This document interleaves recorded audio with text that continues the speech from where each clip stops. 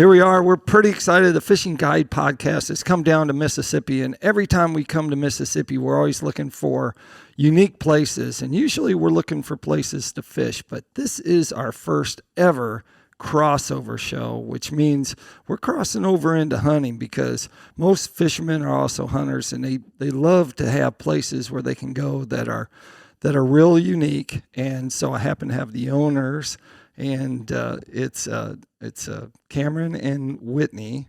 Correct. And they are going to tell us about the Linden Plantation. Right. So tell us a little bit about it. We'll start with you. Tell us. Okay. Well, we're here at Linden Plantation on Lake Washington, right in the middle of the east side of the lake, and right next to Yazoo Wildlife Refuge.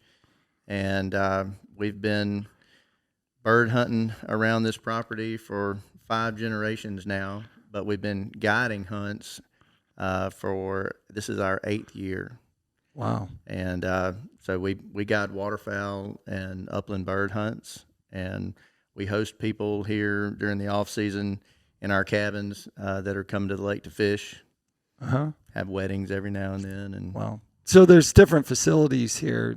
Tell us a little bit about all the facilities that you have. Okay. Our home, actually, Linden Plantation, my husband's great-grandfather built this home, turn of the century. It was finished in about 1906.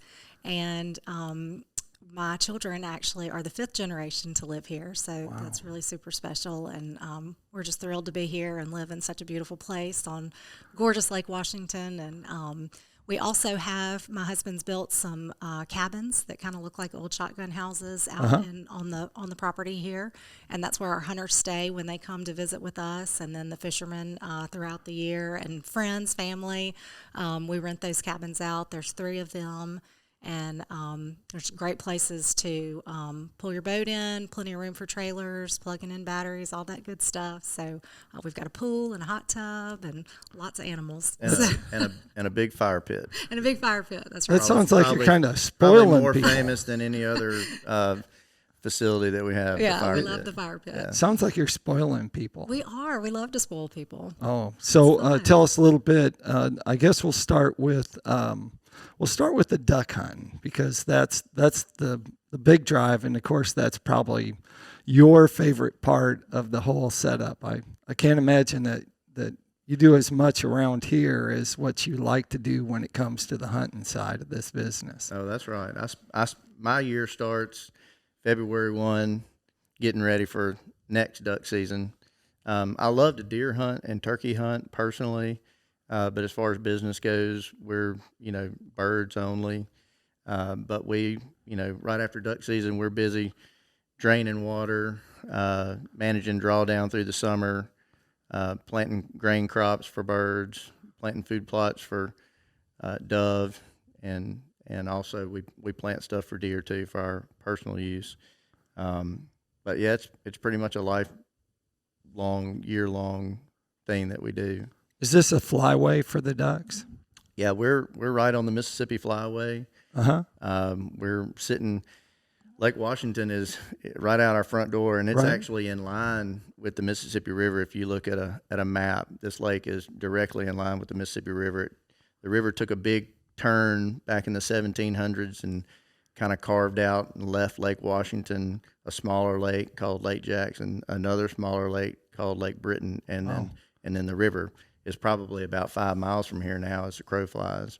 And we're right next to Yazoo Wildlife Refuge.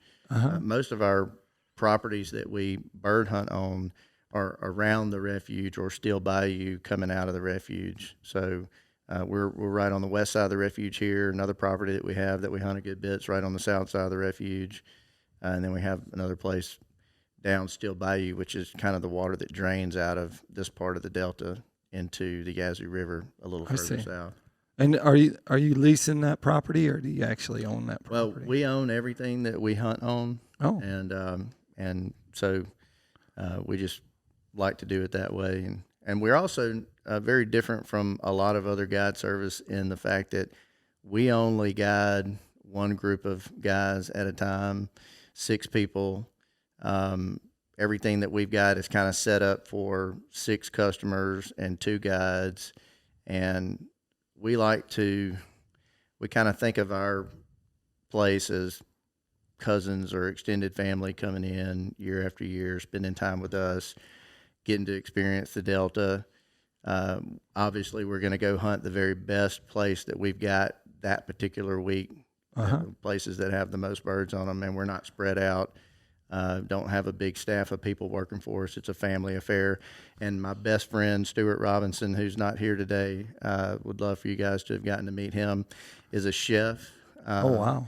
And duck guide with me. And so he usually puts on a pretty incredible dinner for each group. I wish I would have been here for that myself. Yeah. So Next time. And then Whitney does brunch every day, and we also take all of our customers to Doe's Eat Place in Greenville, who I think is a sponsor of the event that we're all doing together as well. So we kind of have a Delta experience sort of designed around hunting and our place. is the hunting, are you shooting out of blinds? Are you shooting out of, are you stand hunting, or how are you doing that? Yeah, so we duck hunt mainly out of pit blinds, but we do have some that are on the ground.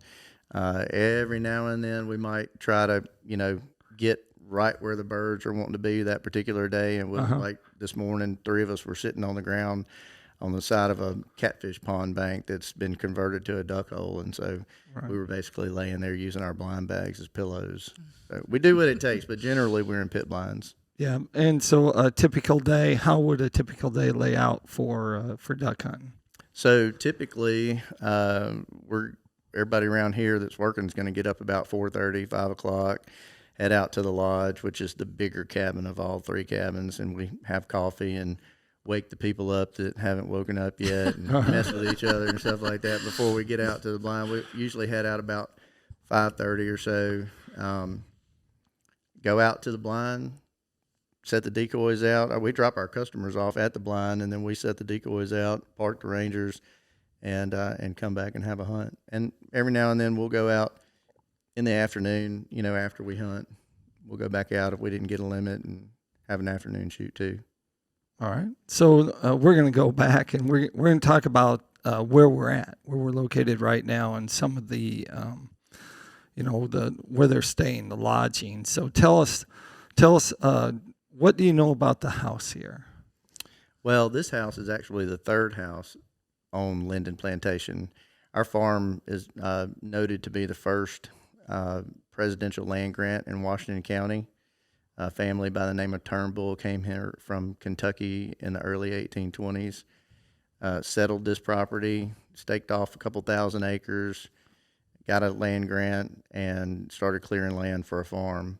After Turnbull, the property was owned by the Hampton family, and a lot of people might know General Wade Hampton. He was a Civil War cavalry general and went on to be the governor of South Carolina. Wow. His 2 children, his 2 sons, Wade Jr. and Christopher Hampton, had farms here on Lake Washington, and Christopher Hampton owned Linden. And he built a home, which was basically right where our pool is now. We didn't really know exactly where it was till we started digging a hole for the pool, and we kind of ran into it. But my great-grandfather, his name was P.L. Mann. He moved here in the 1900s and went to work for a fellow named Cowan, who was a big planter. And P.L. Mann was a store clerk, made $27 a month in the beginning. Wow. And Cowan didn't have any children. And by the time he died, my great-grandfather was one of his main 2 managers for all of his farm operations and whatnot. And so he inherited a sizable estate from Mr. Cowan and actually purchased Linden Plantation after that and built this house here for his wife. And our family's been here for 5 generations now. Wow, 5 generations. So what's your day like when you wake up at 4 in the morning? I go back to sleep after he wakes me up at 4. Generally, I might get up and make coffee or some, I don't know. But generally, I go back to sleep and then wake back up at about 6:30. A normal time. A normal human time, yes.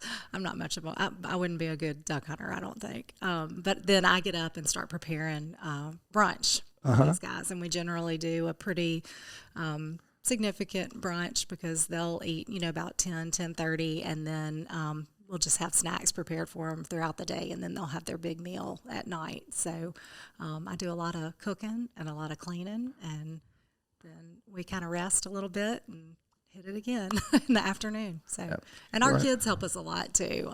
We've got a 17-year-old boy, Banks, and Linden, our daughter. She's named after the plantation. She's 16, and so he helps a lot with the hunting and cleaning and helping, Cameron, and my daughter helps me with brunch and all that kind of stuff too. So it really is a family business, and we could not do it without them. So we're glad they're old enough to do some heavy lifting now. That's right.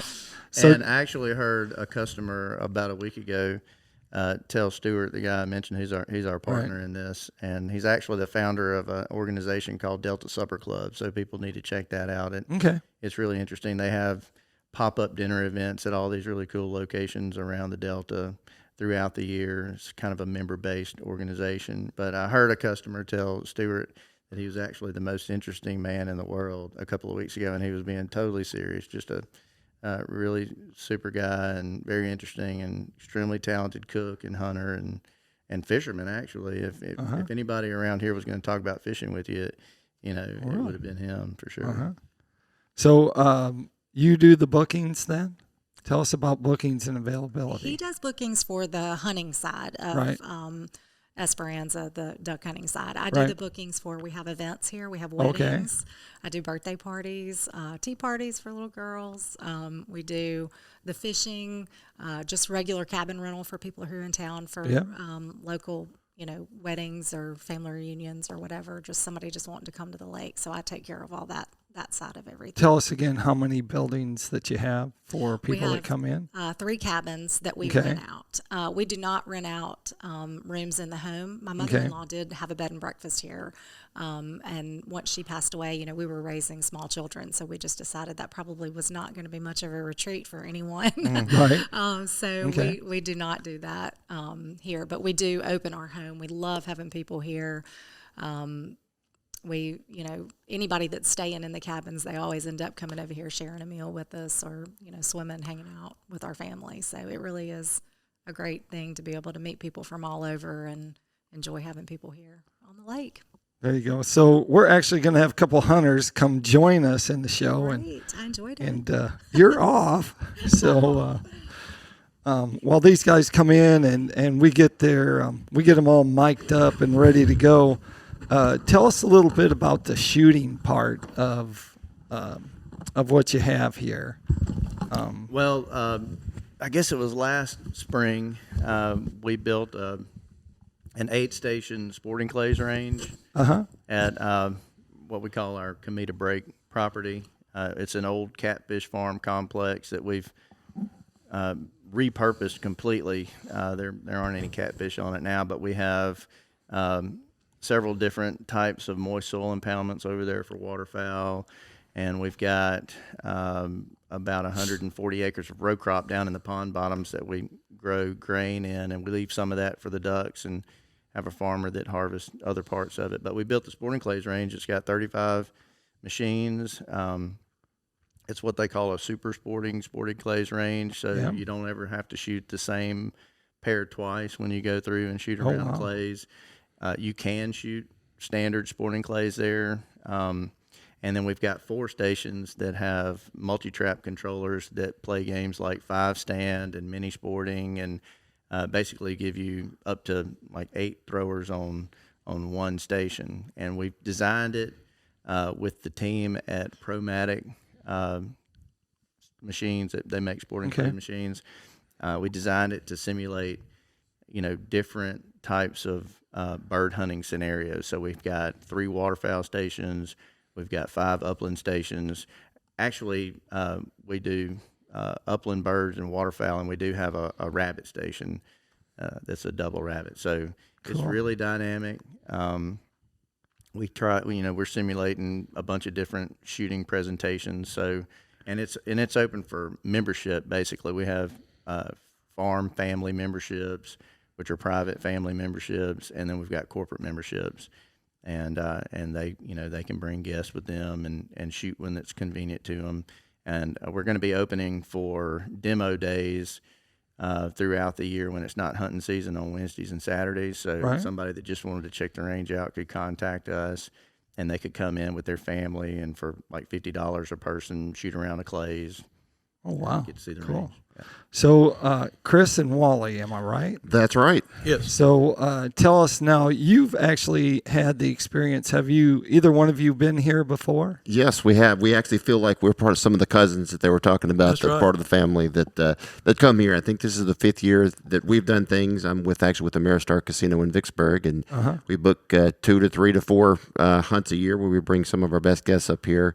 For the experience here at Linden and Esperanza. They do a great job of making you feel at home, and the Delta's full of duck hunters and duck folks that guide and all that kind of stuff. But we come here because they've got ducks, they've got the experience. I was just counting over there. I've hunted 9 different duck holes with him, so he definitely has some options around the property to try to find out where the ducks are. And I think we get to go to my 10th one in the morning tomorrow. So excited about that. So he's got plenty of places to go, a lot to do, and it's just, again, it's the overall experience. Even if it's a bad day, you don't get ducks, which we usually do. But if you even have a bad day, I mean, you're coming back, eating a wonderful meal that Whitney's prepared for you here, and get to go around the fire pit that night.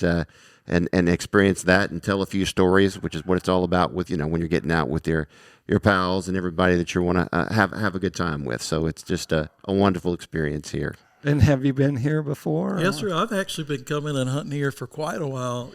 So you've been guiding Cameron for 8 years? 8 years. So prior to his guiding, he used to lease some of his duck holes. And I was actually in a group that leased duck hunting from him. So it's always been a great spot in this area of the state for duck hunting.